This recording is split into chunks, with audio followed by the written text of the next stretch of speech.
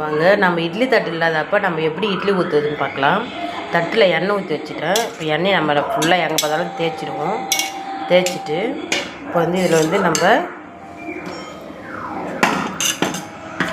மாவு எடுத்து தட்டில் ஊற்றிடுவோம்.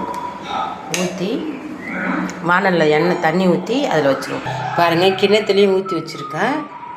கிண்ணத்துலேயும் ஊற்றிட்டு நம்ம தட்டுலேயும் ஊற்றி வச்சிடலாம். இட்லி தட்டு இல்லை, இட்லி குண்டா, இட்லி தட்டு இல்லைன்னா நம்ம என்ன பண்ணுறது? அர்ஜென்ட்டுக்கு இட்லி வேணும்னா இதுமாரி நம்ம இன்னும் தடியாக வேணும்னா இன்னும் 2 கரண்டி இதில் மாவு ஊற்றிக்கலாம். இதில் ரெண்டும் வேகத்துக்கு ஒரு 10 நிமிஷம் வேகட்டும், பார்க்கலாம். வச்சு மூடிட்டேன், வேகட்டும் பார்க்கலாம். பாருங்கள், வெந்துடுது.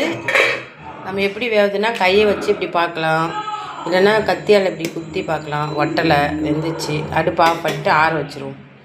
ஆற வச்சுட்டு அப்படியே நம்ம கத்தியால் கேக்கு மாதிரி கட் பண்ணி எடுத்துடலாம். ஆறட்டும், காமிக்கிறோம். பாருங்கள், இதுவும் வெந்து போச்சு. ரெண்டையுமே நம்ம சின்ன சின்ன கிண்ணம் இருந்தால் கூட நம்ம அந்த கிண்ணத்தில் குட்டி குட்டியாக ஊற்றலாம். கிளாஸ் இட்லி, கிண்ணம் இட்லி அதுமாரி ஊற்றலாம். இட்லி வெந்துடுது. இப்போ நம்ம அதை கட் பண்ணி எடுக்கலாமா?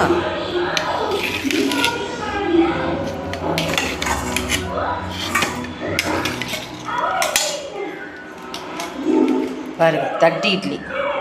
நம்ம இட்லி கொண்டா இட்லி தட்டு இல்லாதப்போ நம்ம இதுமாரி தட்டி இட்லி எடுத்து பசங்களுக்கு கொடுக்கலாம். தோசை மாதிரி இருக்கும், நம்ம கேக்கு மாதிரி கட் பண்ணி தரலாம். இதுவும் பாருங்கள், கிண்ணத்தில் ஊற்றுறதும் கரெக்டாக வந்துச்சு. நம்ம அப்படியே கட் பண்ணிக்க வேண்டியதான். நீங்களும் செஞ்சு பாருங்கள், நீங்களும் செஞ்சு பசங்களுக்கு கொடுங்க. அதுமாரி நம்ம குட்டி குட்டி கிளாஸு, குட்டி குட்டி கிண்ணம் இருந்தாலும் அதுமாரி நம்ம ஊற்றி கொடுக்கலாம். பாருங்கள், நல்லா மெத்துன்னு சூப்பராக இருக்குது. பாருங்கள். இது சொன்ன பார்த்த அனைவருக்கும் நன்றி, வணக்கம், பாய்.